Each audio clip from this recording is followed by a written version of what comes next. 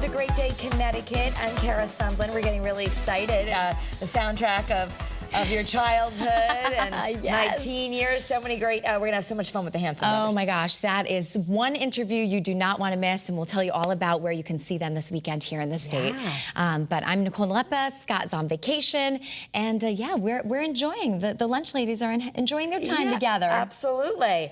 All right, so there's more concerns. Seems like something in the news is coming out every day, but now there's new concerns that excessive screen times for our kids actually puts heart health at risk. This is interesting because we've heard about the studies, how it has implications cognitively, right, and socially, but heart health. Yeah, they're saying maybe it could be linked to that excessive screen time means that children aren't sleeping enough. So it's leading to high blood pressure, high cholesterol. University of Copenhagen found extra hours of daily screen time raise the risk of cardiovascular problems for 10-year-olds and 18-year-olds. Oof. Wow. And that, again, it might just be, you know, if there's nothing else you do, making sure you either remove the phones from the room. If you really aren't doing that because for whatever reason, just remember, you get to lock them down. There's pretty easy parental screen times that can shut it down for a period of hours. So at least even if it's in the room, it can't be used because the sleep is so important. And they say we really need to be good role models as well. Absolutely. What is it, an hour, 2 hours before you go to bed, you shouldn't be on your phone? Yeah, you know, it's interesting because really it's about sleep, and if it keeps you up, I think it depends on what you're watching, because sometimes I read on my phone, my books are on my phone, and I know that there's theoretically blue light, but if I read for like 2 minutes, I'm asleep. So it works for me. I think it depends on what you're doing, you know? You mean like making lists and looking things up and trying to manage the household that day? Watching TikTok videos and stuff. Doom scrolling. That's gonna stimulate us. So, but if you're reading on your Kindle or your iPad, I guess it depends on your own biology. But a new report from Wallet Hub, though, ranks the best and worst states to have a baby, and we're doing really well. We're just one shy of the top 10. Yeah, go Connecticut. Yeah. So this report took 31 key measures into consideration, and they included the cost, healthcare accessibility, baby and family friendliness, delivery charges, annual average infant care costs, and pediatricians per capita. So Connecticut came in ranked at number 11. Massachusetts took the top spot, followed by North Dakota and Minnesota. All right, and Mississippi, Alabama, and Nevada ranked among the worst. So, so Instagram is taking a page out of Snapchat, is what I think is happening here. But they're now going to start putting your location on the map, literally. I don't like that. I don't like it either. Can you disable it? I'm sure you can, and that's one of the things. You have to opt in to do this, I guess. So it's a new feature, and you can opt in. So it's more that I think you're going to want to check to see if your kids are opting in, because on Snapchat, if you have teenagers, you know they all have the Snap Map, so they can see where their friends are, and that's how they know that they weren't included in something. Okay, so I want to ask you as a parent, because my kids are a lot younger, is that weird to you, the way the kids are operating, sharing locations constantly? So I don't like that. I don't like it at all, and it's not public. But what I've learned, at first we're like, you have to have a private account, you can't share a location.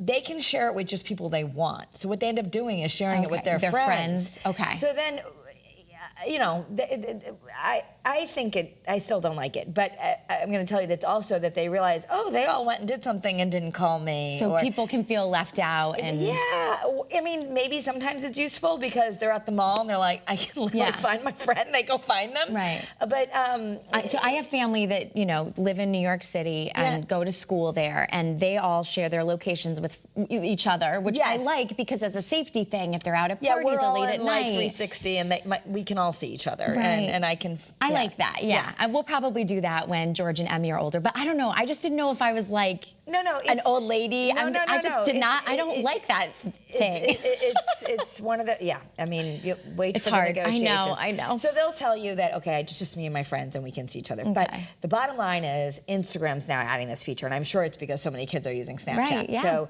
you want to make, if you don't want this, which a lot of us wouldn't want this for our kids, you're gonna have to talk to them about it and see how you make sure that they're not sharing their location, because there's a whole bunch of safety, obviously, issues with that too. Yeah, absolutely. And sometimes you never know with these features if they're selected or not selected, so better to do your research and know what you're getting into. Kate's telling us you have to opt in, so hopefully it doesn't just show up. But that's what I'm worried about, Something to look into. Absolutely. Oh, this just in. It's turned off, and you have to select if you want to turn it on. Thank you, Kate, our Thanks, producer. Kate. All right. All right. Hey. Summer season's in full swing, In and the we've pool. got a new tool that some facilities are using to try and improve safety, and that is AI to monitor swimmers. This is really, really interesting. So basically, it's this unblinking intelligent eyes technology, and they're used to watch cameras at the pools, and then the system can independently track all of the people in the pool at once, and when it detects that the swimmer is at risk, that AI technology that is, then it alerts the real lifeguards So they can on dive in. duty. Yeah. How do you feel about this? This I think is cool. An I extra mean, layer of protection and safety? I'm all about using AI for something like safety, or I was talking to my doctor about it, and they say it's very useful for them because it transcribes.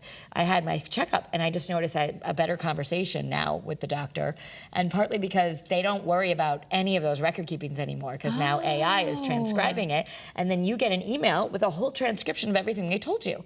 Wow, that's awesome. So that part I think is cool. So if I want to opt in for that. If you could have, we have these horrible stories. We've had it at Connecticut pools where a kid has, died even in a high school pool, and nobody noticed that they were under. So if this could save lives, then I guess I'm all for it. I don't see a big problem. I mean, hopefully you're not doing anything pool you don't want AI.